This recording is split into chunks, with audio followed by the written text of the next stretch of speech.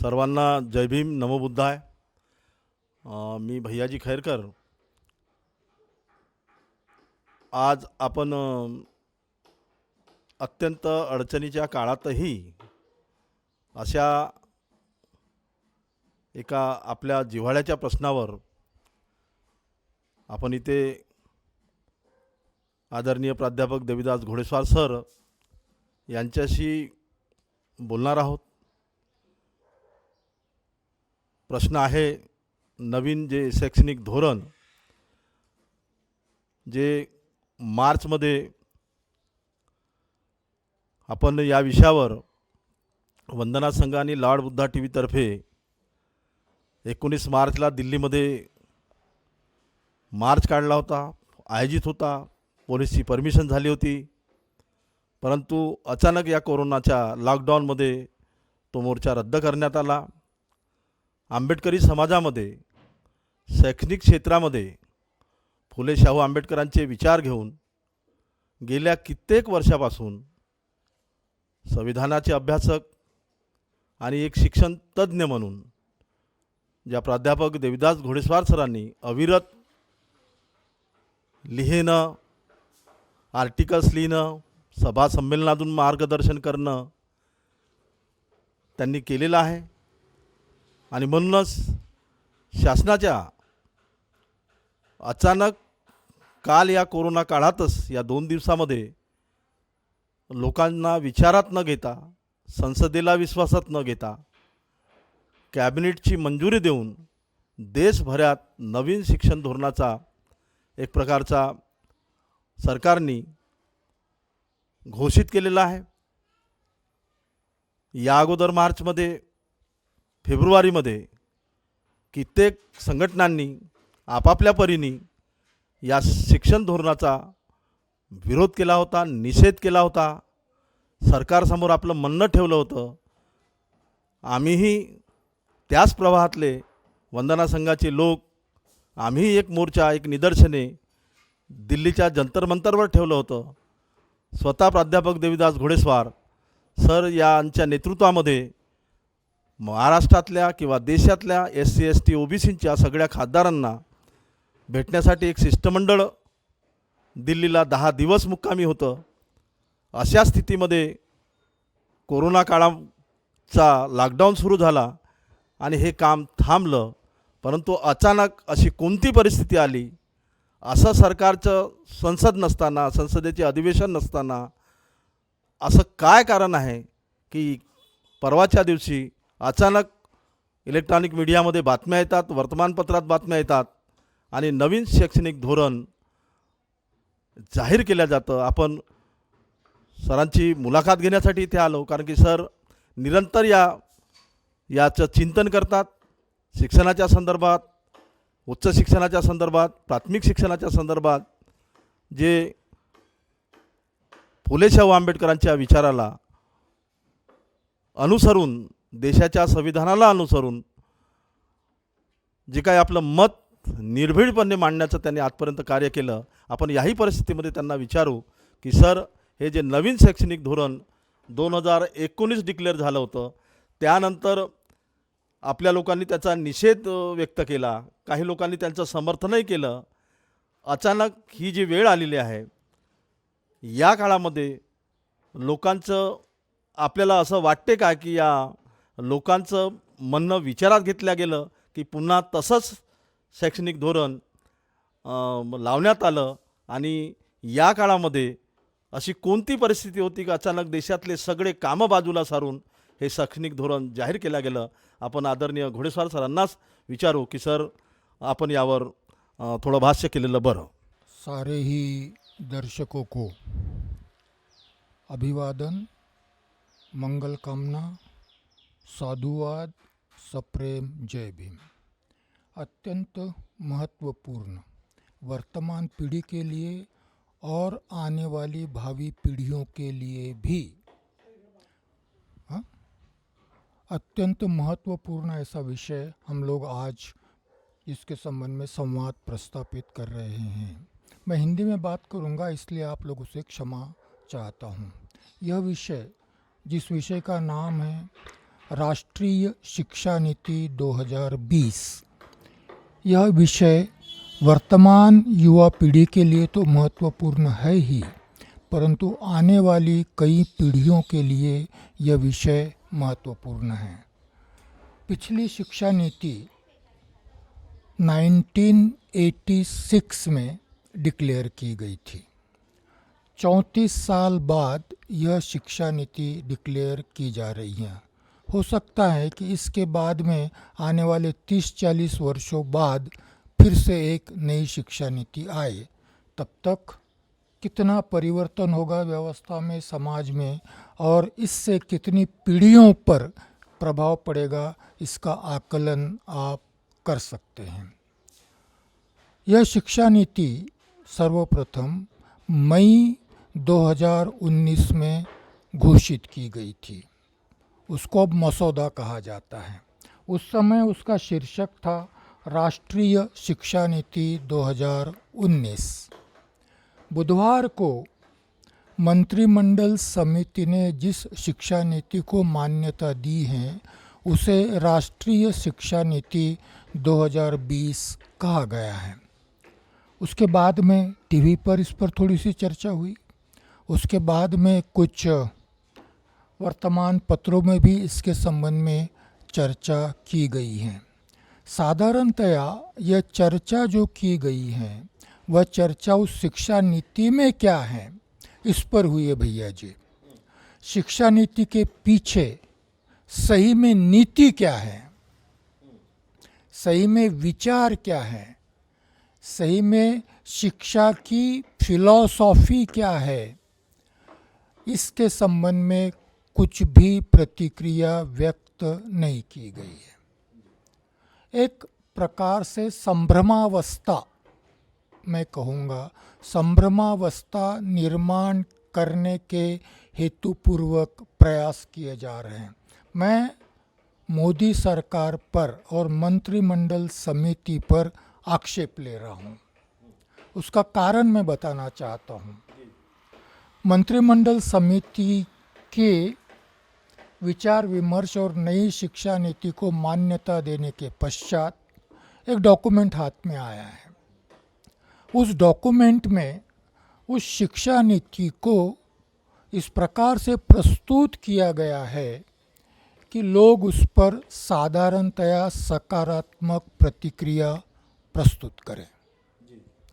दूसरी एक चर्चा टीवी पर देखी गई, उसमें यह कहा गया है कि ये बुधवार की मंत्रिमंडल समिति की बैठक के पश्चात प्रेस को जो निवेदन दिया गया है वो क्या सही अर्थों में शिक्षा नीति का संक्षिप्त रूप है, या मंत्रिमंडल के सामने कुछ और प्रस्तुत किया गया है?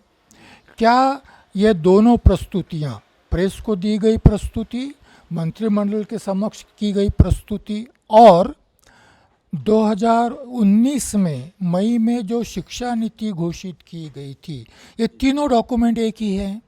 इस संबंध में बड़ी संभ्रम की अवस्था है। कोई निश्चित तौर पर कह नहीं रहा है कि मंत्रिमंडल ने जिस शिक्षा नीति को मान्यता दी है क्या वह शिक्षा नीति 2 दिन में लोगों को प्राप्त हुई है। एक संभ्रम की अवस्था है। एक टीवी पर तो यह भी प्रतिक्रियाएं आई हैं, लोगों ने इस शिक्षा नीति का सामूहिक विरोध नहीं करना चाहिए, इसलिए बड़ा सिलेक्टिव पोर्शन, जो सिलेक्टिव इस अर्थ में कि सरकार जितना चाहती है उतना ही पोर्शन उतना ही भाग लोगों के लिए जाहिर किया गया है। ऐसी स्थिति में मैं इस शिक्षा नीति का आकलन करना चाहता हूँ, अध्ययन करना चाहता हूँ और उस पर अपनी प्रतिक्रिया देना चाहता हूँ। यह मैं मानकर चलता हूँ कि मेरी इस प्रतिक्रिया का आधार, मेरे इस मत प्रदर्शन का आधार मई 2019 में कस्तूरी रंगन जी द्वारा जावड़ेकर जी को जो शिक्षा नीति का मसौदा प्रस्तुत किया गया है उस पर आधारित है। उस समय जावड़ेकर जी उस समय के एचआरडी मिनिस्टर थे, उनको ही यह मसौदा प्रस्तुत किया गया था। आज निशंक जी मंत्री हैं, मंत्रिमंडल का नाम भी बदल दिया गया है। अभी मानव संसाधन विकास मंत्रालय नहीं रहा, अभी शिक्षा मंत्रालय हो गया है। और मेरी जानकारी के अनुसार जावड़ेकर जी ने नहीं, परंतु शिक्षा मंत्री ने मंत्रिमंडल के समक्ष यह शिक्षा नीति प्रस्तुत की है। और प्रेस कॉन्फ्रेंस में जावड़ेकर जी और निशंक दोनों ही मंत्री प्रेस कॉन्फ्रेंस में इस शिक्षा नीति के संबंध में ब्रीफिंग करने के लिए उपस्थित थे। यदि भैया जी की अनुमति हो तो मैं उस मूल शिक्षा नीति जो 2019 मई में सब लोगों के लिए जाहिर की गई थी, उस पर अपना मत प्रदर्शन करने का प्रयास करूंगा। ये और वो अलग है, क्योंकि 2000 शिक्षा नीति जो है 2019 पहले उन्होंने नाम दिया। वो शिक्षा नीति पर लोगों से आक्षेप मंगवाए उन्होंने, लोगों ने आक्षेप भेजे। उसके बाद में ये नया अभी 2020 नाम दे दिया। ऐसे स्थिति में दे दिया कि ये स्थिति में स्कूल कॉलेजेस बंद है, सारे शिक्षा के संस्थालय बंद है, विद्यार्थी के स्कूलें बंद है। तो आज सरकार को क्या आवश्यकता पड़ी थी, यही इस मुलाकात का यह है। और मुझे लगता है कि सर हम आपको रिक्वेस्ट करेंगे कि 2019 की शिक्षा नीति को आपने ढंग से पढ़ा है, आपको कोठारी कमीशन का रिपोर्ट आपने पढ़ा है, आपने झांसी का जो शिक्षा नीति में जो बदलाव 1986 में आए वो पढ़े हैं। इसलिए हम आपसे ही रिक्वेस्ट करते हैं कि आप 2019 की शिक्षा नीति में क्या था, जो इस शिक्षा नीति से जो अभी 20 में बुधवार को उन्होंने जाहिर किया, इसमें और उसमें फ़र्क क्या है सर। मैं आपको ज़रूर, अनुमति की बात नहीं है, आज आवश्यक है फूले शाहू आम्बेडकरी समाज को ये बात समझे, इसलिए सर आप उसको स्पष्ट कीजिए। इस सरकार की एक नीति रही है, ये भी समझने की बात है। नीति यह है कि कोरोना के महामारी का प्रकोप, भारत में कोरोना की महामारी का प्रकोप 30-31 जनवरी से शुरू हुआ है। 22 मार्च को लॉकडाउन की प्रक्रिया शुरू हुई है। तब से लेकर तो अभी तक बड़े ही अर्थव्यवस्था में, शिक्षा व्यवस्था में, राजनीति में दीर्घकालीन परिणाम करने वाले परिवर्तनों संबंधी निर्णय इस सरकार ने लिए हैं।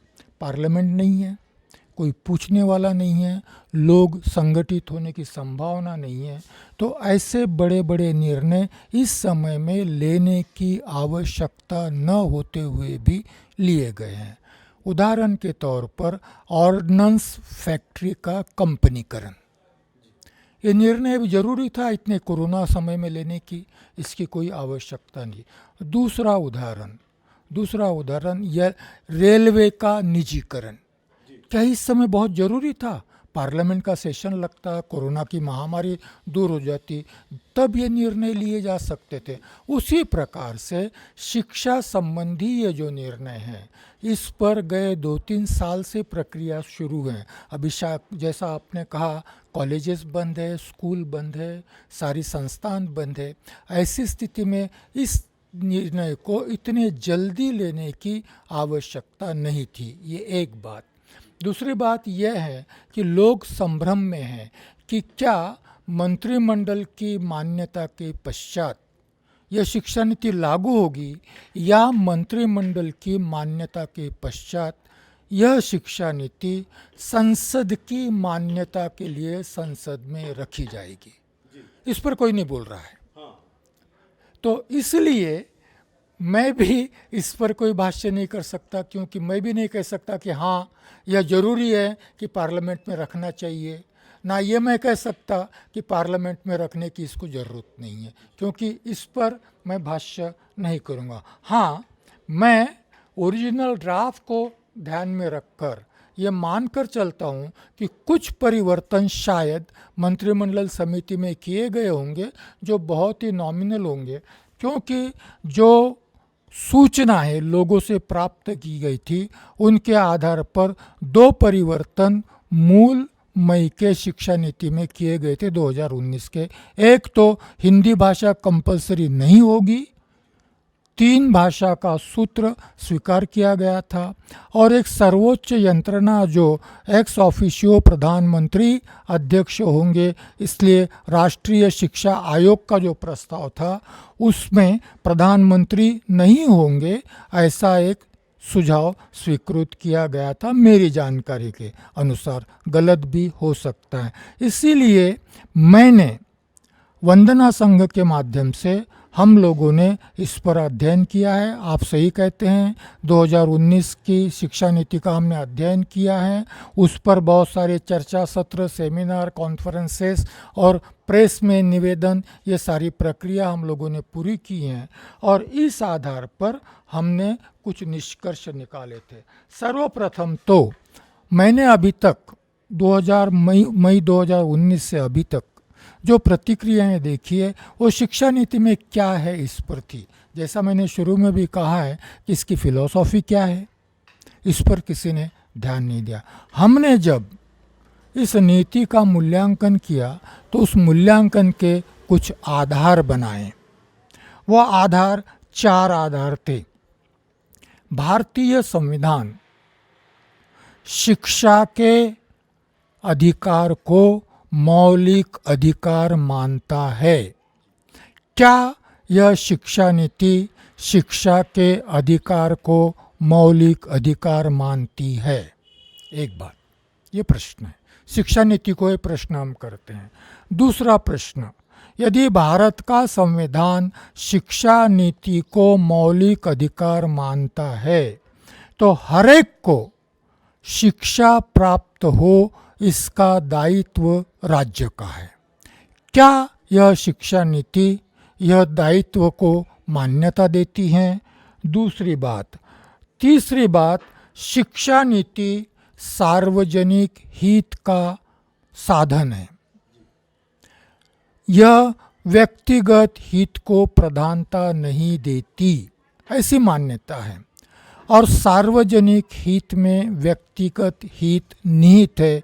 क्या इस सिद्धांत को यह शिक्षा नीति मानती हैं, या education is for private good, इसको यह शिक्षा नीति मानती है?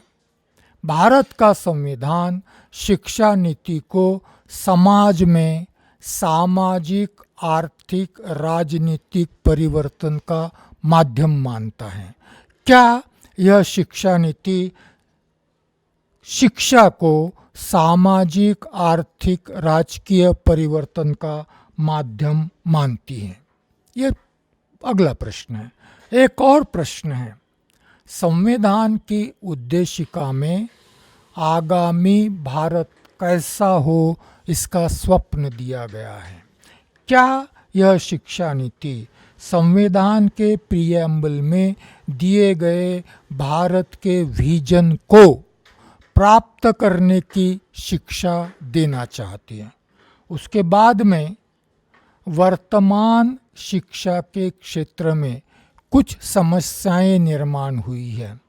यह समस्याएं शिक्षा के निजीकरण, प्राइवेटाइजेशन ऑफ एजुकेशन से निर्माण हुई है, जिसके चलते बहुतांश निम्न वर्ग के लोग, निचले वर्ग के लोग उच्च शिक्षा से वंचित हो रहे हैं।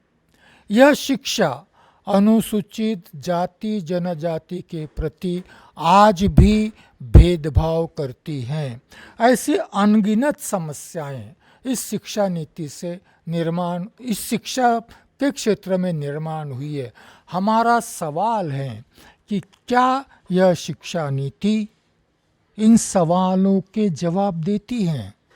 और इस नई शिक्षा नीति के अध्ययन के पश्चात हमारी यह मान्यता है कि यह शिक्षा नीति 2 स्तंभों पर आधारित है।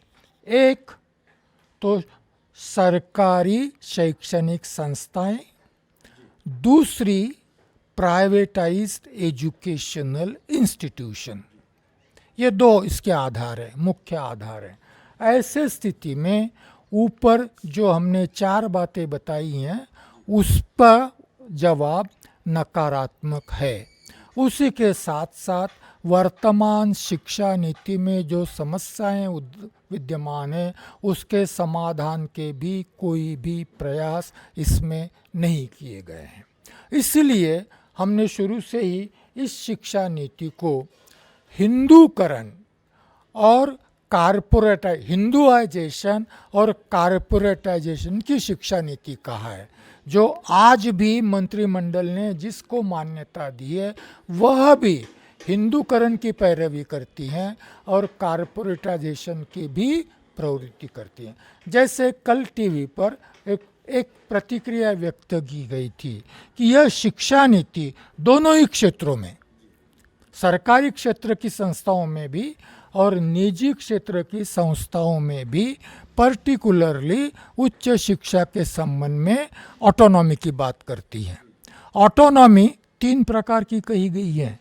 एक ऑटोनॉमी जो है वो उसको एकेडमिक ऑटोनॉमी कहा गया है, दूसरी को फाइनेंशियल ऑटोनॉमी कहा गया है और तीसरी को एडमिनिस्ट्रेटिव ऑटोनॉमी कहा गया। तो प्रतिक्रिया ऐसी थी कि जहाँ भी फाइनेंशियल ऑटोनॉमी की बात आती है इसका मतलब उस शिक्षा संस्था को फाइनेंशियल ऑटोनॉमी चाहिए, तो अर्थ व प्रबंधन के संबंध में उस शिक्षा नीति ने इंडिपेंडेंट, स्वावलंबी, ऑटोनॉमस होना चाहिए। कैसे होगी? तो सिंपल बात है कि फीस के माध्यम से ही उसने अपने रिसोर्सेस जनरेट करना चाहिए। ऐसी स्थिति में फीस के माध्यम से यदि रिसोर्सेस जनरेट करना है तो यह शिक्षा नीति प्राइवेटाइजेशन की ओर जाती है, कारपोरेटाइजेशन की ओर जाती है। प्राइवेट इंस्टीट्यूशन तो कारपोरेटाइज होगी ही, सार्वजनिक शिक्षा संस्था भी प्राइवेटाइज होगी। जवाहरलाल नेहरू यूनिवर्सिटी का उदाहरण है।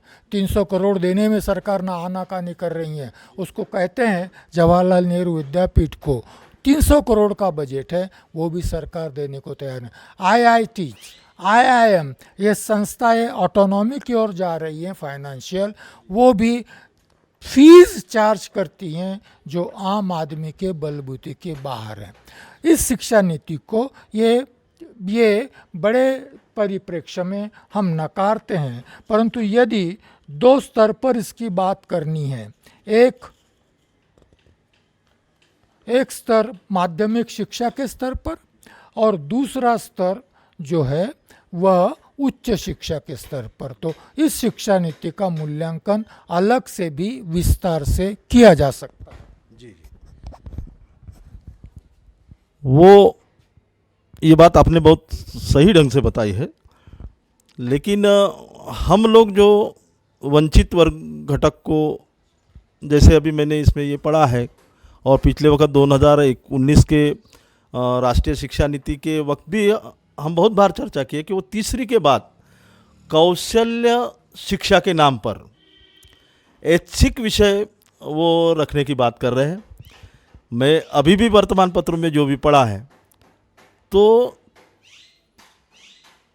यानी कौशल्य की शिक्षा, भारत में पहले ही 12 बलुतेदार की व्यवस्था है भारत में, तो ये 2019 की शिक्षा नीति में भी वही उल्लेख आया है, ये भी शिक्षा नीति में वही उल्लेख आया है कि तीसरी के बाद में या 5वीं के बाद में जो भी उनका यह है, आपको शायद डिटेल इसका मालूम होगा, तो वो कौशल्य के आधार पर पहले ही वो बच्चे को अगर व्यवसायिक कौशल्य के आधार पर, हमारे यहाँ जातियाँ बहुत है, व्यवसाय के आधार पर जातियाँ बहुत है, अगर वो तीसरी से ही अगर उनको अगर कोई ये जो 12 बलुतेदारों का जो काम है, ये कौशल्य के नाम पर कुम्हार है, लोहार है, इसके नाम पर वो बच्चा गया, तो वो शिक्षा में हम जो चाहते थे या संविधान चाहता है या फूले शाह अम्बेडकर का जो धोरण है कि हम लोग अपनी गुणवत्ता, जो हमने कई दिनों से डिमांड की कि हमको समान शिक्षा चाहिए और गुणवत्तापूर्ण शिक्षा चाहिए, तो सरकार की ये नई नीति में वो सिद्ध होता है क्या, या वो उद्देश्य की पूर्ति की तरफ ये नई शिक्षा नीति जाती क्या? आप इस पर थोड़ा भाष्य करेंगे तो। यह शिक्षा नीति दो स्तंभों पर आधारित है, सार्वजनिक शिक्षा संस्थाएं और निजी प्राइवेट एजुकेशनल इंस्टीट्यूशंस। और यह दो स्तंभ राइट फ्रॉम आंगनवाड़ी कॉन्वेंट्स से लेकर तो उच्चतम शिक्षा तक यह है। इसके लिए हम लोगों को थोड़ा विस्तार से बात करना पड़ेगा, इसलिए हम पहले माध्यमिक शिक्षा की बात करते हैं, 12वीं तक की शिक्षा की। आज की स्थिति यह है, आज की वर्तमान स्थिति यह है कि आंगनवाड़ी, बालवाड़ी या कॉन्वेंट यह शिक्षा सरकार के नियंत्रण से प्राय बाहर है। आंगनवाड़ी पर सरकार का नियंत्रण अलग ढंग से है, परंतु 3 से 6 साल तक की शिक्षा वैसे सरकारी नियंत्रण नियमन से बाहर है। और 10+2 यह शिक्षा नीति है। 10वीं तक फर्स्ट स्टैंडर्ड से लेकर तो 10वीं तक प्राथमिक, उच्च माध्यमिक और उच्च माध्यमिक शिक्षा, उसके बाद में हायर एजुकेशन की स्ट्रीम शुरू होती है। इसको परिवर्तन करके अभी शालेय स्तर पर नई शिक्षा नीति जो है 3+3+4+3 ऐसी है, 3+3+4+3 ऐसी है। इसका मतलब 5+3, 5 और 3 8, और मैं 1 मिनट, मुझे ज़रा रेफ़र करने दीजिए। हाँ, 5, 3, 3, 4, इस प्रकार से 15 वर्ष। पहले 5 साल जो है उसमें 3 साल आंगनवाड़ी के हैं और 2 साल पहली कक्षा और दूसरी कक्षा के लिए हैं। बाद में 3 साल तीसरा, चौथा, पांचवा ये प्राथमिक शिक्षा कही गई है। 6, 7, 8 यह लोअर माध्यमिक है। 9, 10, 11, 12 4 साल यह उच्च माध्यमिक है। इसमें 8वीं के क्लास की परीक्षा होगी, 10वीं क्लास की होगी और 12वीं क्लास की होगी। परिवर्तन क्या हो गया कि आंगनवाड़ी के 3 साल जो हैं, 3 से 6, यह आयुगढ़ की भी अभी प्राथमिक शाला से जोड़कर मूल शिक्षा में सरकारी नियंत्रण में आ गया है। इसका फायदा दिखाते हुए ये कहा गया है कि अभी आंगनवाड़ी भी प्राथमिक शाला से जुड़ी जाने की वजह से अब तक शिक्षा का अधिकार केवल 6 से 14 आयु वर्ग के लिए था। अभी शायद आंगनवाड़ी की शिक्षा भी मौलिक अधिकार में आ जाएगी, शिक्षा के अधिकार में।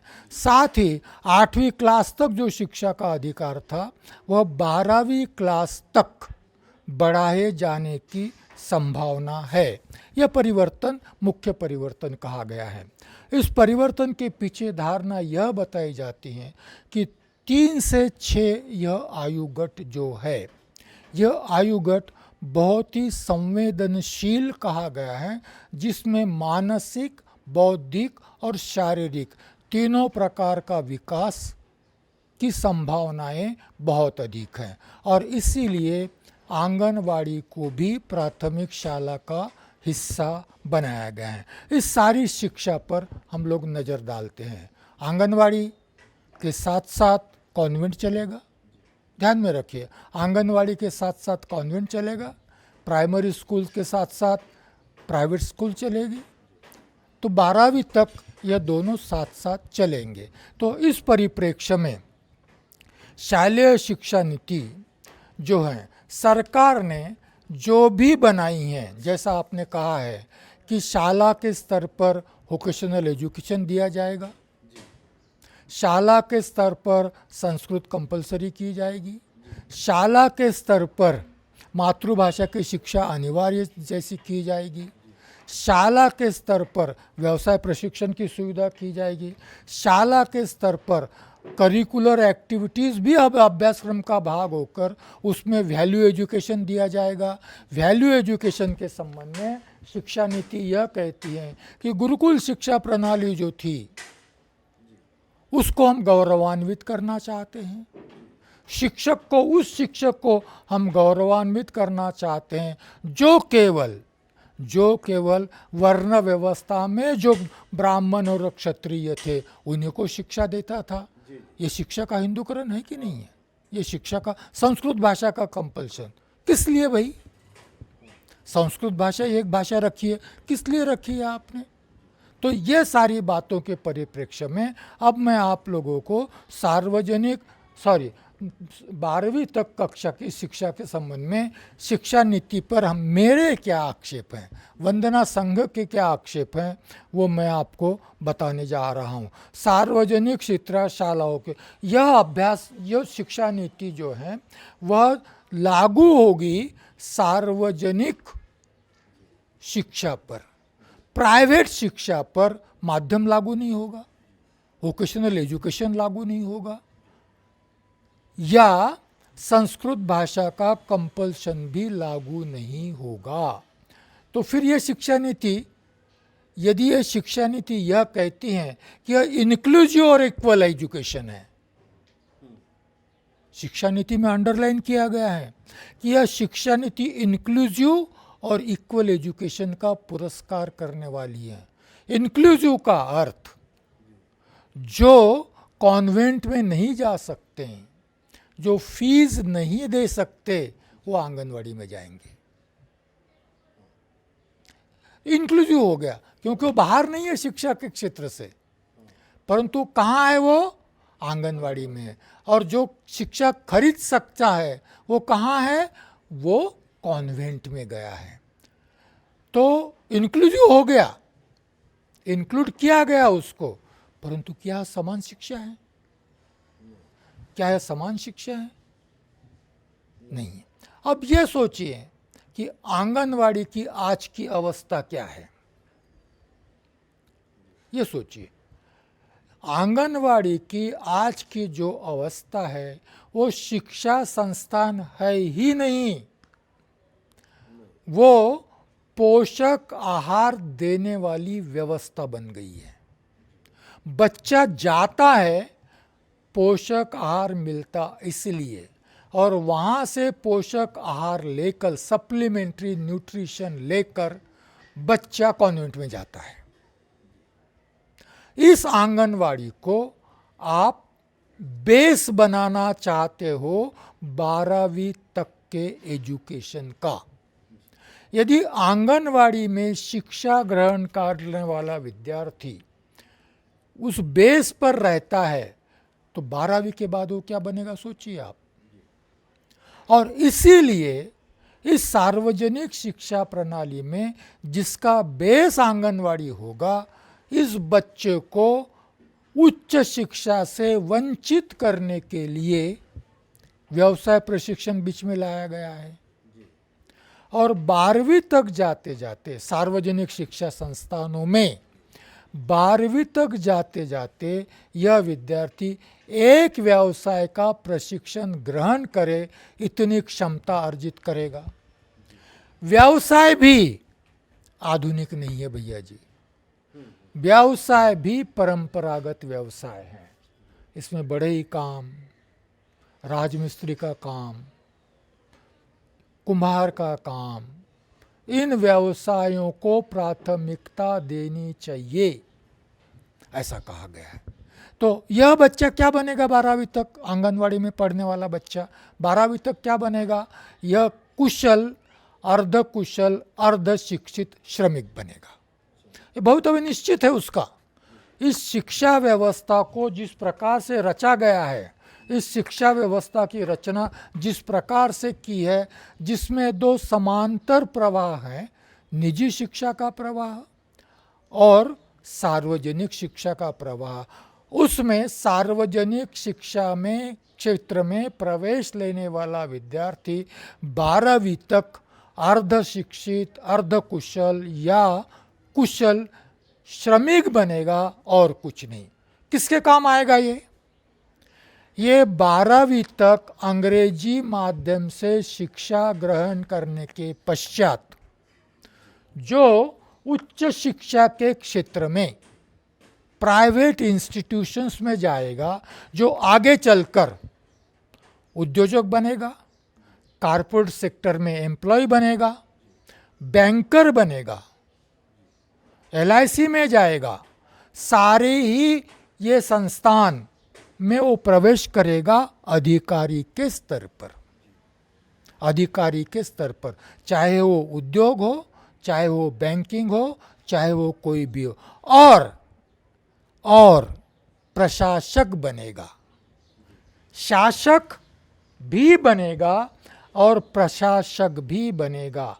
आज शासन और प्रशासन का रिश्ता समझ लीजिए। इकोनॉमिक पॉलिसी निर्मला सीतारामन बनाती है या IAS ऑफिसर बनाता है या सुब्रमण्यम जी बनाते हैं जो चीफ इकोनॉमिक एडवाइजर हैं। ये समझने की बात है। इकोनॉमिक पॉलिसी मुकेश अंबानी बनाता है कि निर्मला सीतारामन बनाती हैं। इकोनॉमिक पॉलिसी पर भाष्य रघुराम राजन करता है, अरविंद सुब्रमण्यम करता है कि निर्मला सीतारामन जैसे विरोध में हुए सांसद करते हैं।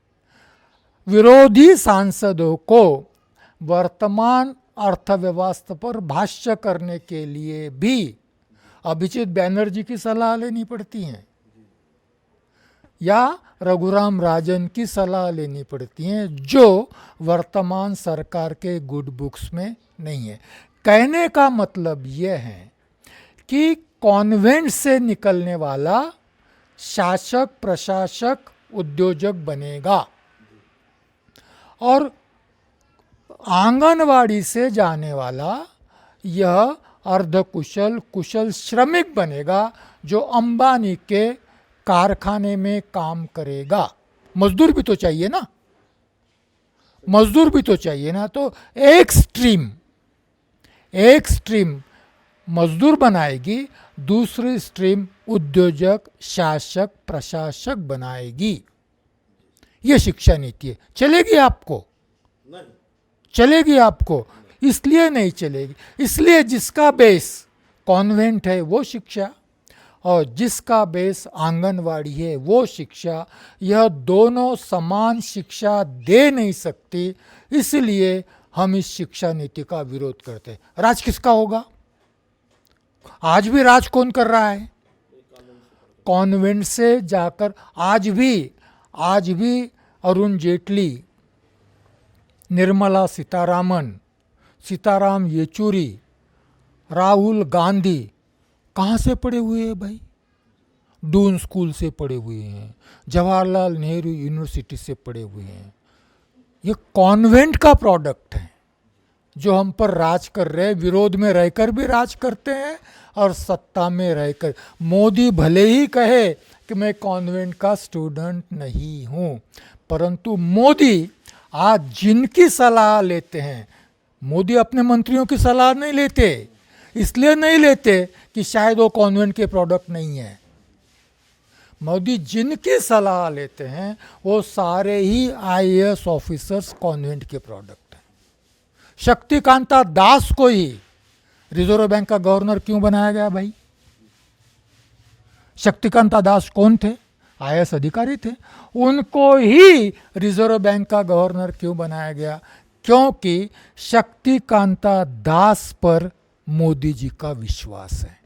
तो यह शिक्षा नीति कॉन्वेंट बेस्ड होने की वजह से भेदभाव की नीति है और यह भेदभाव उच्च शिक्षा तक कायम रहेगा। उच्च शिक्षा के बारे में यदि आप कुछ पूछते हो तो मैं बताऊंगा। सर, आज अब हम लोग इस मुलाकात को थोड़ी कमेंट लेंगे आपकी, क्योंकि उच्च शिक्षा के बारे में हम फिर से एक बार आपसे चर्चा करेंगे। आपने बहुत सुंदर बताया कि फिर से वही गुरुकुल परिस्थिति जो द्रोणाचार्य ने एकलव्य के साथ जो किया कि सिर्फ राजाओं के ही बच्चों को पढ़ाया, वो भी बात आपने सर समझाई। संस्कृत भाषा पर जो इस व्यवस्था का जो प्रेम है वो भी आपने समझाया। और ये शिक्षा नीति जो है फिर से एक ऐसे वर्ग को, जो बहुजन समाज को ही हम बोलते हैं या वंचित वर्ग को, गुलाम ही रहे ये वर्ग, ऐसी शिक्षा व्यवस्था निर्माण करने जा रहे। सर ने बहुत ढंग से बताया। बाबा साहब ने उस जमाने में 42 में तत्कालीन सरकार से बोला कि मैं अकेला आदमी 500 ग्रेजुएट के बराबर हूँ क्या नहीं। तो सामने जो लॉर्ड गवर्नर थे लिनलिथगो, उन्होंने बाबा साहब की बुद्धिमत्ता को देखकर और उनके विचारों के तर्कों को देखकर, उनके कार्यों को देखकर कहा कि हाँ, आप अकेले 500 ग्रेजुएट के बराबर है। ये इतिहास प्रसिद्ध है। और बाबा साहब ने तत्कालीन सरकार को तब भी उच्च शिक्षा के बारे में बोला कि अगर ऐसे मेरे समाज के, बहुजन समाज के अगर उच्च शिक्षा पर अगर जाते हैं, हासिल करते हैं, तो मेरा इस समाज का कल्याण हो सकेगा। उस समाज के हम लोग हैं, महात्मा फुले को मानने वाले लोग हैं हम लोग शाहू महाराज को मानने वाले लोग हैं, हम उनके विचारों से पले हैं, बड़े हैं। सर, उच्च शिक्षा के बगैर जो हम बाबा साहब ने जो हमको जो मिशन दिया है कि हमारे कुछ लोग हम में से जिनमें गुणवत्ता हासिल करने की ताकत है, हिम्मत है, वो लोग उच्च शिक्षा हासिल करें और अपने समाज का कल्याण के लिए अपना जीवन लगाए, ऐसा सपना देखने वाले लोग हम इस शिक्षा नीति से हायर एजुकेशन में जो आपने कई सुप्रीम कोर्ट के जजमेंट को आपने पढ़ा, TMF फाउंडेशन का जजमेंट पढ़ा, PA इनामदार की जो केस चली उसका जजमेंट पढ़ा, कई जजमेंट आपने सुप्रीम कोर्ट के पढ़े, उसके बाद में ट्रांसलेशन किया, उसका मराठी में किया और समाज को अविरत समझाने का प्रयास किया कि जा रहे ये सारे सुप्रीम कोर्ट के जजमेंट जो है शिक्षा के क्षेत्र में भारतीय समाज में विषमता निर्माण करना चाहते। ये आपका बड़ा योगदान है। आपने कई असर के अहवाल को पढ़ा। असर हर साल अहवाल देती है कि ये जो पहली में जो बच्चे जाते हैं उनका ग्रेजुएशन तक वे जैसे करोड़ जाते हैं तो ग्रेजुएशन तक कितने हज़ार बचते हैं। ये असर के हर साल असर नाम की संस्था के अहवाल आते हैं। आप धम्मघोष में कभी कभी उसको प्रकाशित भी करते हैं। तो ये स्थिति आपको बखूबी मालूम है। मैं आपको उच्च शिक्षा के बारे में, हायर एजुकेशन के बारे में, आप ये शिक्षा नीति क्या चाहती है वो आप अगर समझाएंगे तो अच्छा रहेगा इस मुलाकात में, ऐसा मुझे लगता है। आदरणीय घोड़ेसवार साहब। भैया जी, आपने महात्मा ज्योतिबा फुले का नाम लिया, शाहू महाराज का नाम लिया, डॉक्टर बाबा साहब अम्बेडकर जी का भी नाम लिया। इस संबंध में मैं थोड़ी सी बात कहना चाहता हूँ। हम अम्बेडकरी समाज के लोग अंडरलाइन करता हूँ मैं। अम्बेडकरी समाज के लोग, मेरी व्याख्या ये है कि जो फुले, शाहू, अम्बेडकर की विचारधारा को मानने वाले लोग शिक्षा को फुले, शाहू, अम्बेडकर की नज़र से देखते हैं। फुले शिक्षा के क्षेत्र में ही नहीं, समाज के क्षेत्र में भी शिक्षा के माध्यम से क्रांति लाना चाहते हैं, समाज परिवर्तन करना चाहते थे। इसीलिए उनको समाज क्रांतिकारक कहा जाता है। हमारे लोग बहुत सारी बातें करते हैं, स्कूल खोले, ये खोला, वो खोला, बहुत अच्छी बात है। उन्होंने भी स्कूल खोले, बाबा साहब ने भी स्कूल कॉलेज हॉस्टल्स खोले, शाहू महाराज जी भी स्कूल कॉलेज हॉस्टल्स खोले। परंतु ये महत्व का होते हुए भी आज मैं इन लोगों के दूसरे आयाम पर आप लोगों का ध्यान आकर्षित करना चाहता हूँ। ज्योतिबा फुले ने ये कहा, मोदी सरकार सुन ले। इसके पहले की सरकारों ने भी नहीं सुना, महाराष्ट्र सरकार ने भी नहीं सुना कभी भी। जो फुले, शाहू, अम्बेडकर का नाम लेती हैं, सारे लोग सुन ले कि शिक्षा को कैसे देखना चाहिए। 1882 में ज्योतिबा फुले जी ने हंटर कमीशन को एक निवेदन दिया जो शिक्षा के लिए था। उसको वो कहते हैं कि वो शिक्षा की भीख नहीं मांगते ब्रिटिश सरकार से। वो कहते हैं कि गरीब से गरीब ब्रिटिश सरकार को टैक्स देता है, ये उसकी खून पसीने की कमाई है, खून पसीने की कमाई, जिसमें से वो टैक्स देता है। और जो भी टैक्स देता है उसको मुफ्त शिक्षा मिले, यह उसका अधिकार है। every taxpayer must get free and compulsory education. जब वो फ्री एंड कंपल्सरी एजुकेशन कहते हैं तभी वह इक्वल एजुकेशन भी बोलते हैं। तो ज्योतिबा फुले ने क्या कहा, यह प्रत्येक टैक्स पेयर का हक है कि उसे फ्री कंपल्सरी इक्वल एजुकेशन मिले। वो इक्वल एजुकेशन की बात करते हैं। दूसरा उन्होंने कहा कि भारत जैसे धर्म और जाति की और संस्कृति की विविधता जिस देश में है, उस देश में शिक्षा का निजीकरण कभी भी नहीं किया जाना चाहिए।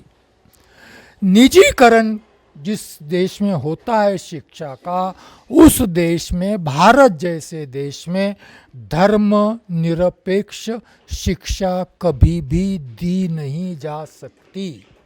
धर्मनिरपेक्ष शिक्षा देना हो तो ज्योतिबा फुले कहते हैं शिक्षा का निजीकरण नहीं होना चाहिए। आरएसएस की कितनी शिक्षा संस्थाएं हैं, उसमें कितने विद्यार्थी पढ़ते हैं और कितने शिक्षक उसमें कार्यरत हैं, किसको जानकारी है? मुझे जानकारी अभी मेरे पास नहीं है। किताब है मेरा टेबल पर रखा हुआ, निकाल के रखा था, अभी मैं उठकर नहीं जाऊंगा। फिर कभी बात करूंगा कि आरएसएस क्यों, भाई आरएसएस शिक्षा के क्षेत्र में चलाती है, क्यों नहीं सरकार को सबके लिए शिक्षा देना चाहती है? इसलिए नहीं कि प्राइवेटाइज कर कर, वो प्राइवेट इंस्टीट्यूशन है, फीस कितनी लेती है इस पे मायने नहीं, वो शिक्षा का हिंदूकरण करना चाहती हैं। ज्योतिबा फुले जी ने भी यही बात कही है कि शिक्षा उसका हक है जो टैक्स देता है। दूसरी बात ज्योतिबा फुले ने कही समान शिक्षा की बात, इसलिए उन्होंने कहा कि अछूतों के लिए जो अलग स्कूल का प्रबंध किया था उन्होंने बंद कर दिया। सबको समान शिक्षा मिले और धर्मनिरपेक्ष शिक्षा मिले, यह ज्योतिबा फुले। बाबा साहब ने तो संविधान में ही कहा है कि समान शिक्षा हो, सबको शिक्षा हो और धर्मनिरपेक्ष शिक्षा हो। यह शिक्षा नीति निजीकरण, प्राइवेटाइजेशन, कारपोरेटाइजेशन, आरएसएस के शिक्षा संस्थान जैसे शिक्षा संस्थानों को गतिशील रखकर समान शिक्षा का और धर्मनिरपेक्ष शिक्षा के दोनों सिद्धांतों का खंडन करती है। अब आइए इस शिक्षा नीति में उच्च शिक्षा के क्या प्रावधान हैं। कल टीवी पर, पर्टिकुलरली एनडीटीवी पर बड़ा अच्छा एक प्राध्यापक ने कहा है कि एनडीटीवी के माध्यम से कहा है, वो कहते हैं कि उच्च शिक्षा के स्तर में 3 प्रकार से शिक्षा में भेद किया गया है। पहली जो है वो उच्च शिक्षा के क्षेत्र में नेशनल यूनिवर्सिटीज़ होगी, नंबर 1 ग्रेड की यूनिवर्सिटीज़ होगी, जिसमें शोध को प्राथमिकता होगी। बाकी अंडर ग्रेजुएट से लेकर पोस्ट शिक्षा चलेगी, परंतु उसमें शोध को प्राथमिकता होगी। दूसरी स्टेट लेवल यूनिवर्सिटीज़ होगी जिसमें शोध को प्राथमिकता नहीं होगी, शोध किया जा सकेगा, परंतु इसमें शिक्षा को प्राथमिकता होगी। और तीसरी कॉलेज स्तर की शिक्षा होगी। यह कॉलेज एफिलिएटेड टू यूनिवर्सिटी नहीं होगा, एफिलिएटेड टू, ये तीनों स्तर की शिक्षा, तीनों संस्थाएं ऑटोनॉमस होगी। कॉलेज को डिग्री देने की ऑटोनॉमी होगी, राज्य स्तर की यूनिवर्सिटी को डिग्री देने की अनुमति होगी और नेशनल लेवल की यूनिवर्सिटी को डिग्री देने की अनुमति होगी। तीनों भी ऑटोनॉमस हो गए एकेडमिक क्षेत्र में, मतलब अपना अभ्यासक्रम निश्चित करेंगे। फाइनेंस के क्षेत्र में मतलब अपनी आर्थिक व्यवस्था करेंगे। और एडमिनिस्ट्रेशन के क्षेत्र में एडमिनिस्ट्रेशन की अलग अलग यंत्रणाएं बनाई गई हैं। जैसे ऑटोनॉमी की बात है, फाइनेंशियल ऑटोनॉमी का मतलब यदि आपको कोई नया अभ्यासक्रम चलाना है, आप अंबेडकर कॉलेज पर हमेशा टिप्पणी करते हैं कि जितने भी नए अभ्यासक्रम है सारे ही बिना गवर्नमेंट के अनुदान से चलते हैं। जो फीस देता है उनके लिए है, और जिनकी सरकार फीस देता है उनके लिए भी है। इसमें यह बात संदिग्ध रखी गई है, यदि प्राइवेट इंस्टीट्यूशन में अनुसूचित जाति जनजाति के विद्यार्थी को प्रवेश मिले तो जीओआई स्कॉलरशिप उसको मिलेगी कि नहीं, यह बात संदिग्ध रखी गई है। मिलेगी ही ऐसा भी नहीं कहा गया है, और नहीं मिलेगी ऐसा भी नहीं कहा गया। इसका क्या अर्थ है?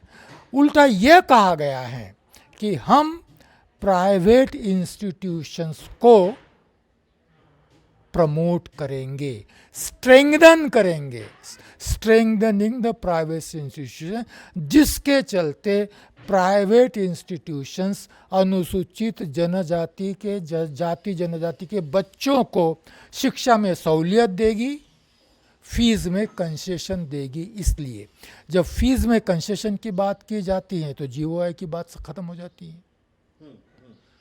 समझ रहे हैं आप मेरी बात को? और जब एकेडमिक सॉवरेनिटी, फाइनेंशियल सॉवरेनिटी और एडमिनिस्ट्रेटिव सॉवरेनिटी हो तो 2003 में सर्वोच्च न्यायालय का निर्णय है, प्राइवेट इंस्टीट्यूशंस के बारे में निर्णय है कि those who want they must pay. तो प्राइवेट इंस्टीट्यूशन में जो शिक्षा ग्रहण करना जाएंगे वो देंगे।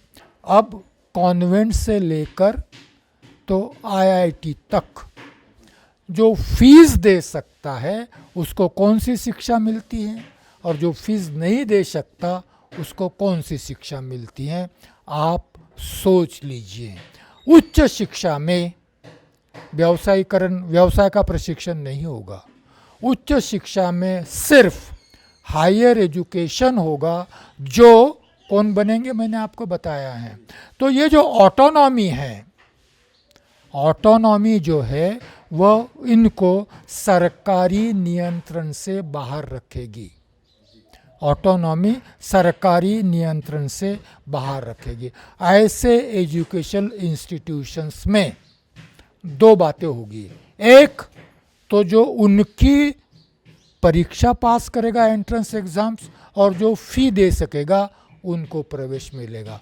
12वीं जो कॉन्वेंट के माध्यम से जाता है वो, और 12वीं जो आंगनवाड़ी के माध्यम से जाता है वो, उसको शायद ही किसी प्राइवेट इंस्टीट्यूशन में प्रवेश मिले। ऐसी स्थिति में हायर एजुकेशन की संभावनाएं 12वीं के बाद आंगनवाड़ी से आने वाले लोगों के लिए संभावनाएं खत्म हो जाती हैं। सरकार कहती है कि इस शिक्षा नीति के चलते हम 12वीं पास होने वाले 50% विद्यार्थियों को 2035 तक उच्च शिक्षा के प्रवाह में लाना चाहते हैं। दो समांतर प्रवाह हैं। तो 50% विद्यार्थियों में से जो नहीं खरीद सकते वो सार्वजनिक संस्थानों में जाएंगे, जो खरीद सकते वो प्राइवेट इंस्टीट्यूशन में जाएंगे, जो मैंने जैसा कहा है उद्योजक बनेंगे, कारपोरेट सेक्टर में जाएंगे, बैंकिंग सेक्टर में जाएंगे, प्रशासन के क्षेत्र में जाएंगे, और इसमें जाएंगे, शासन के क्षेत्र में जाएंगे। तो प्राइवेटाइजेशन, उच्च शिक्षा का जलद गति से प्राइवेटाइजेशन होगा। यदि फाइनेंशियल ऑटोनॉमी के चलते सार्वजनिक संस्थाओं को भी फाइनेंशियल ऑटोनॉमी में लाया जाएगा तो जेएनयू में भी प्रवेश नहीं मिलेगा सरकारी संस्थान होने के बाद। आईआईटी भी यदि फाइनेंशियल ऑटोनॉमी के चलते यदि कई लाख रुपया फीस चार्ज करने लगे, आज भी करती हैं, तो वहाँ प्रवेश वही लेगा जो, अब मैं ज़रा अलग बात करना चाहता हूँ, जो अनुसूचित जाति में से उच्च मध्यम वर्ग को बिलोंग करता है। जो अनुसूचित जनजाति में से उच्च मध्यम वर्ग को बिलोंग करता है। इसमें यह वर्ग निर्माण हुआ है, जो राजनीति में है, जो प्रशासन में है, वो वर्ग उच्च मध्यम वर्ग को बिलोंग करता है। मेरा अनुभव यह है कि जब हम मई में 2019 में जो नई शिक्षा नीति घोषित हुई, उसके लिए जब हम आंदोलन कर रहे थे, तो इन समाज घटकों का, अनुसूचित जाति जनजाति का उच्च मध्यम वर्ग शायद ही इसमें सहभागी हुआ है। तो यह शिक्षा नीति निजीकरण की तरफ जा रही है, हिंदूकरण की तरफ जा रही है, और कॉन्वेंट से लेकर तो हाईएस्ट एजुकेशन, बालवाड़ी से लेकर तो हाईएस्ट एजुकेशन यह डिस्क्रिमिनेट कर रही है। दूसरी बात, पढ़ेंगे लोग, मगर अनुसूचित जाति जनजाति कॉलेज में जाएंगी जो ऑटोनॉमस होगा, डिग्री देगा। मध्यम वर्ग स्टेट यूनिवर्सिटी में जाएगा जो पढ़ाई और डिग्री दोनों देगा, और उच्च वर्ग नेशनल इंस्टीट्यूट में जाएगा जहां रिसर्च होगा। यह डिस्क्रिमिनेशन है, यह डिस्क्रिमिनेशन है। सब जाएंगे उच्च शिक्षा में, परंतु बहुतांश निम्न वर्ग के लोग कॉलेज में जाएंगे,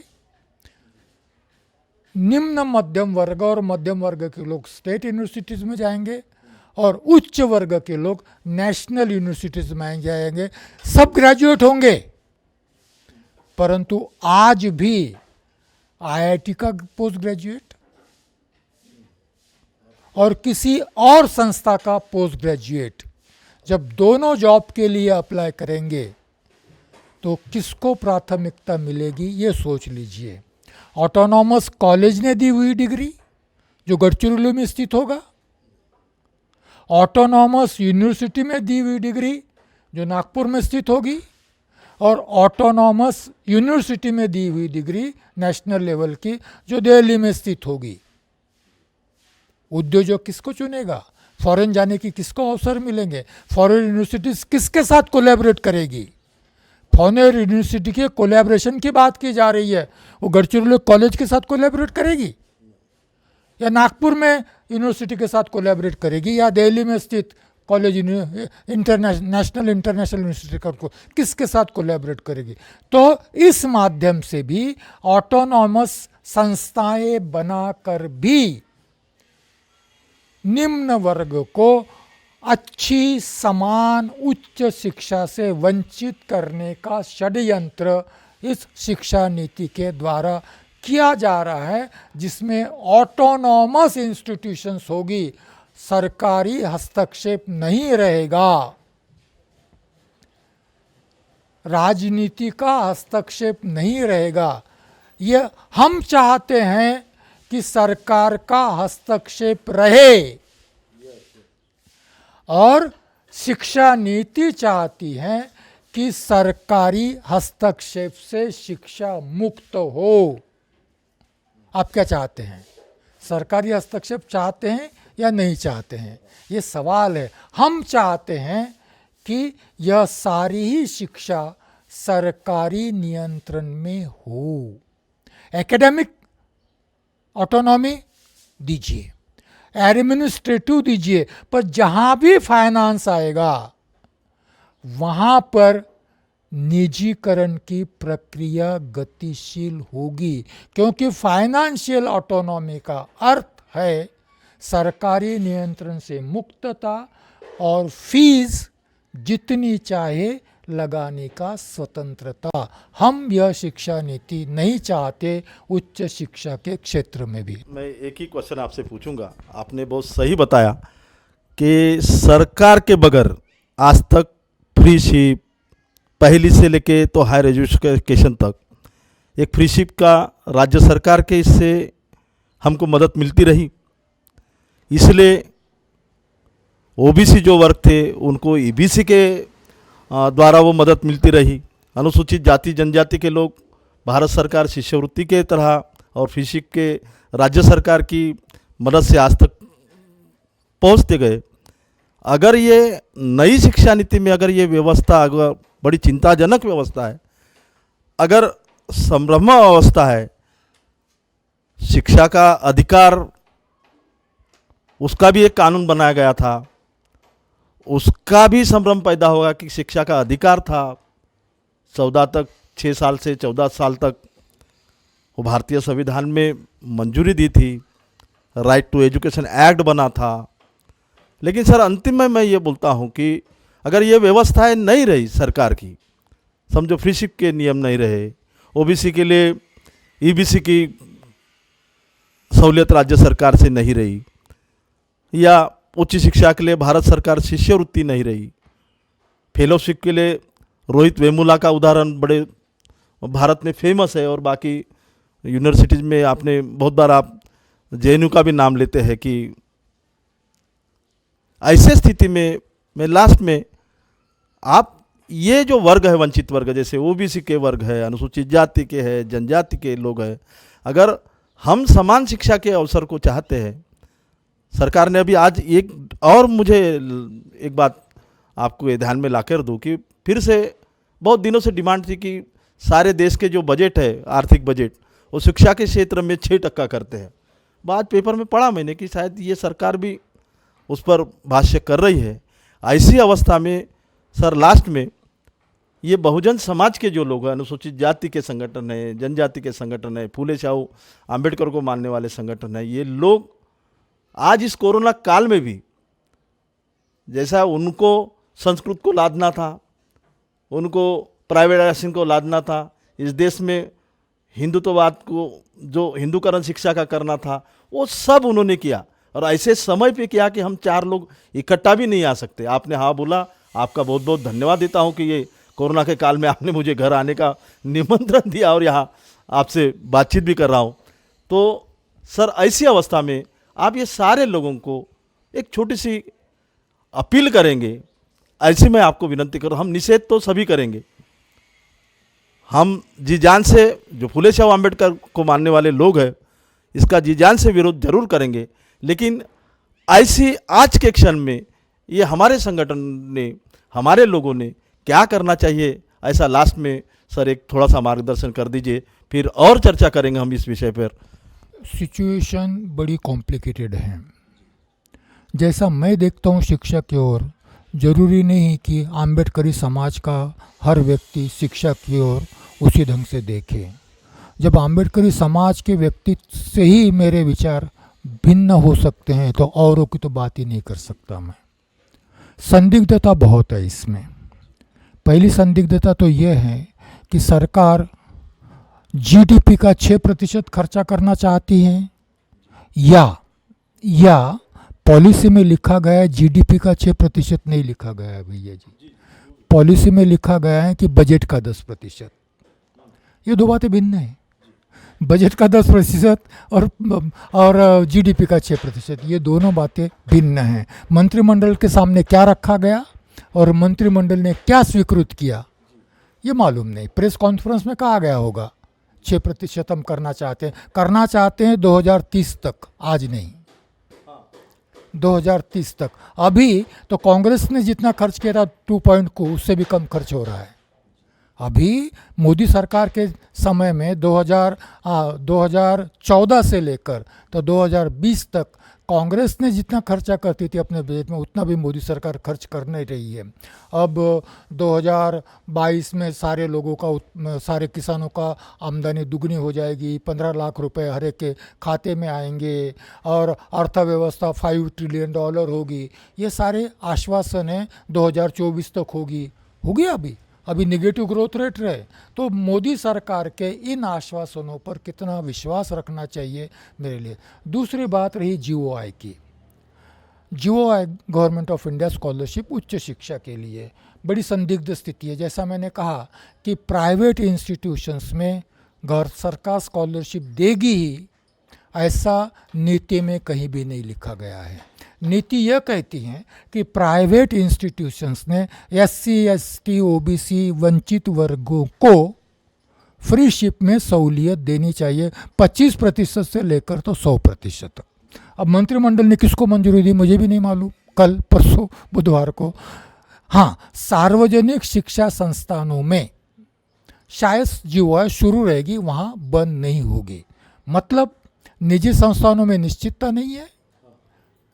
सार्वजनिक संस्थानों में आज भी निजी, हम लोगों ने लड़ लड़ कर निजी संस्थानों में आरक्षण प्राप्त किया 93rd अमेंडमेंट।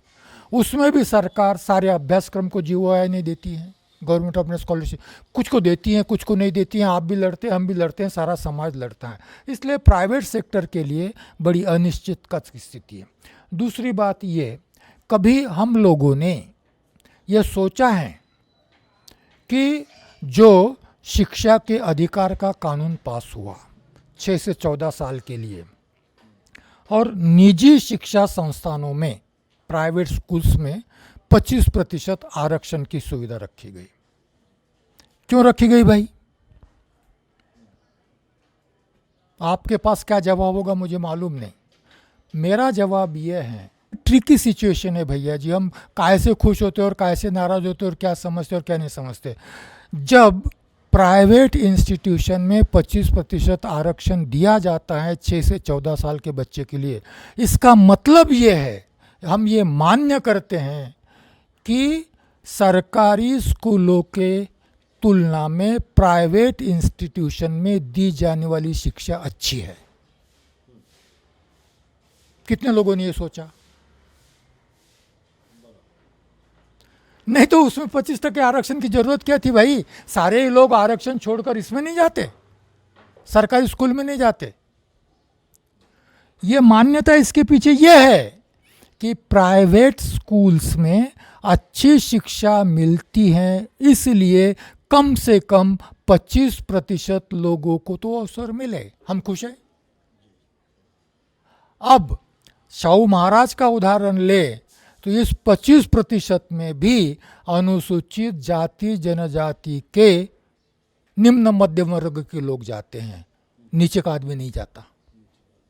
जिसको मालूम है, जो फॉर्म भर सकता है, इससे इंटरनेट पर फॉर्म भर सकता है, जो ये कर सकता है, फॉलोअप कर सकता है, उसके बच्चे जाते हैं। आम आदमी के बच्चे फिर भी उसमें। तो इसका मतलब यह है कि हम यह मान्य करते हैं कि प्राइवेट शिक्षा अच्छी है। और प्राइवेट शिक्षा, आज सवाल खड़ा हो गया है भैया जी, 8वीं के बाद आरक्षण बंद हो गया। 9वीं 10वीं 11वीं 12वीं में ये लोग क्या करेंगे, सवाल पूछा गया है। कहाँ जाएंगे ये लोग? वहाँ की फीस दे नहीं सकते, दूसरे स्कूल में जाने से बच्चे का नुकसान होता है, क्या करेंगे? ये कॉम्प्लिकेशंस है। इसीलिए ज्योतिबा फुले, शाहू महाराज और बाबा साहब ने समान शिक्षा की बात की। जब समान शिक्षा की बात होगी तो 25% आरक्षण की बात रहेगी क्या? जब समान शिक्षा की बात होगी तो आगे चलकर ये बात वहाँ पहुँचती है कि समान शिक्षा देना है तो प्राइवेट इंस्टीट्यूशंस नहीं रहना चाहिए। तब जीओआई की बात रहेगी क्या? जब जीओआई की बात रहेगी क्या, तो आप शिक्षा को देखते कैसे हैं? प्राइवेट में आरक्षण के लिए हम लड़ते हैं। किस लिए लड़ते हैं? कि प्राइवेट में शिक्षा अच्छी मिलती है। और वो किसको मिलेगी? इन लोगों में से 25%। बाकी 50% को कैसे मिलेगी? कैसा देखते हैं शिक्षा की ओर? समझ में आ रही होगी मेरी बात आप लोगों को? आपको समझ में आ रही मेरी बात? यह शिक्षा नीति इस पर आधारित है कि शिक्षा में भेदभाव होगा। जो खरीद सकते हो उसके लिए अलग होगा, जो नहीं खरीद सकते उसके लिए नहीं होगा। रही जीओआई की बात, तो जीओआई देगी ना सरकार। वो कॉलेज में जाओ, गढ़चिरौली के ऑटोनॉमस कॉलेज में मिलेगी आपको, यूनिवर्सिटी तक मिलेगी यदि आप जा सकते हो वहाँ एंट्रेंस एग्जाम पास होकर, तो मिलेगी, मगर गवर्नमेंट इंस्टीट्यूशन में ही मिलेगी। प्राइवेट की गारंटी सरकार नहीं दे रही है। और धीरे धीरे ये भी फीस बढ़ाएगी, ये भी नए अभ्यासक्रम खोलेगी। सरकार बोलेगी नए अभ्यासक्रम के लिए नहीं है, इस अभ्यासक्रम के लिए है, लड़ते बैठो सरकार से। तो सरकारी संस्थाओं में भी जीओआई सीमित होते जाएगी, कुछ विशिष्ट अभ्यासक्रम तक रहेगी। और जो अभ्यासक्रम काल सुसंगत है, समय के साथ साथ चलने वाले हैं, नए आने वाले हैं, आज भी आम्बेडकर कॉलेज में उन कोर्सेज के लिए अभ्यासक्रम के लिए शिष्यवृत्ति नहीं मिलती। तो ये ऐसी अजीब सी स्थिति बन गई है। हम लड़ेंगे जीओआई के लिए, हम लड़ेंगे आरक्षण के लिए, परंतु इससे आम आदमी की समस्या का समाधान नहीं होगा, क्योंकि शिक्षा में असमानता बनी रहेगी। आरक्षण मिलने के बाद भी, जीओआई मिलने के बाद भी, और असमानता विद्यमान रहने की वजह से आम आदमी फिर भी तत्कालीन उस समय की अच्छी शिक्षा से वंचित होता रहेगा। हम क्या चाहते हैं मुझे नहीं मालूम। इमीडिएटली हम चाहेंगे कि प्राइवेट इंस्टीट्यूशन में आरक्षण कायम रहे, प्राइवेट इंस्टीट्यूशन में भी जीओआई लागू रहे, मगर लॉन्ग टर्म में यह लड़ाई कभी ना कभी लड़नी पड़ेगी कि समान शिक्षा के लिए सरकार ने हमारा हक मान्य करना चाहिए कि हम समान शिक्षा के अधिकारी है, और समान शिक्षा, सर्व स्तर पर समान शिक्षा देना यह शासन का दायित्व है। प्राइवेट इंस्टीट्यूशन का क्या करना चाहती हैं करती रहे। भैया जी सोचिए कि प्राइवेट इंस्टीट्यूशंस जो है वो अस्तित्व में क्यों आई है? दो बातों के लिए। एक तो हम अच्छी शिक्षा देते हैं इसलिए अच्छी फीस लेते हैं। क्या बेस है? क्या बेस है प्राइवेट इंस्टीट्यूशन का? हम अच्छी शिक्षा, अच्छा वातावरण, अच्छा परिसर, अच्छा स्कूल, अच्छे शिक्षक भी अच्छे बुरे होते हैं। शिक्षक भी कारपोरेशन के स्कूल का शिक्षक और पुरोहित की स्कूल का शिक्षक और सेंट जेवियर की स्कूल का शिक्षक तुलना कर सकते हो आप? सेंट जेवियर की कॉन्वेंट की शिक्षिका और गढ़चिरौली में आंगनवाड़ी की शिक्षिका और रामबाग की झोपड़पट्टी में आंगनवाड़ी की शिक्षिका तुलना कर सकते हो? अवसर मिले तो अशिक्षित पालक भी अपने बच्चों को सेंट जेवियर भेजेगा, पुरोहित की कॉन्वेंट में भेजेगा, जिचकार के कॉन्वेंट में भेजेगा, संदीपनी में, या पास के आंगनवाड़ी में भेजेगा जहाँ भोजन मिलता है। क्यों भाई? ये असमान शिक्षा है। ये हम चला रहे हैं। कौन? आम्बेडकरी समाज के भी पढ़े लिखे लोग चला रहे। और आम्बेडकरी समाज के सारे राजनीतिज्ञ जो आरक्षित सीट पर शासन में गए हैं, जो आरक्षण लेकर प्रशासन में गए हैं, उन्होंने भी कभी शिक्षा को असमानता के दृष्टि से देखा नहीं है। क्या पूछना चाहते हैं आप मुझे? क्या कमेंट करूं? अंतिम कमेंट, मेरी अंतिम कमेंट यह है कि सबको शिक्षा, सबको समान शिक्षा, और इसलिए समान शिक्षा के साथ साथ सबको धर्मनिरपेक्ष की शिक्षा जोड़ना पड़ेगा। अभी 3 मांगे हैं मेरी।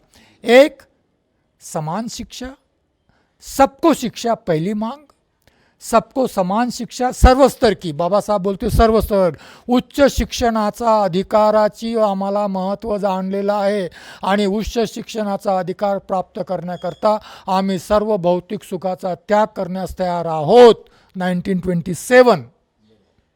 1927 उसी को इंटरप्रेट कर रहा हूँ।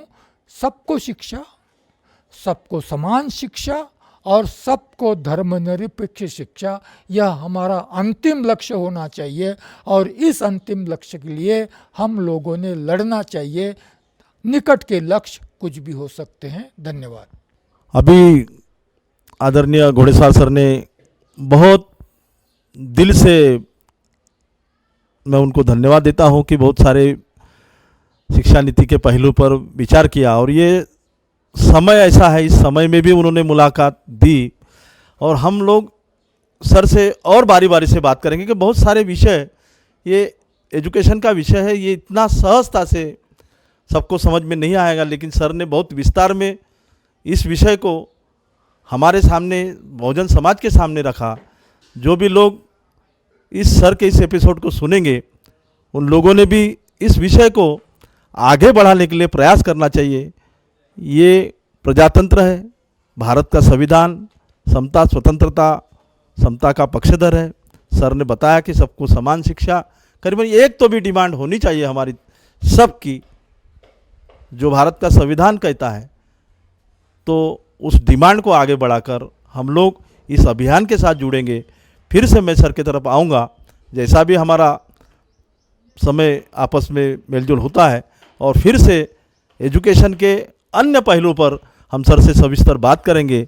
आप इस अभियान से जुड़िए, और जब तक कोरोना है, जब तक आप घर में हैं, तो घर में भी इस अभियान से हम अन्य लोगों तक के सर ने जो अभी कहा है, क्योंकि सर ने फुले शाहू अम्बेडकर के विचारधारा और भारतीय संविधान के अनुरूप ही हमें शिक्षा व्यवस्था में क्या चाहिए और क्या लूपहोल्स है इस शिक्षा व्यवस्था में, ये बहुत समझा है।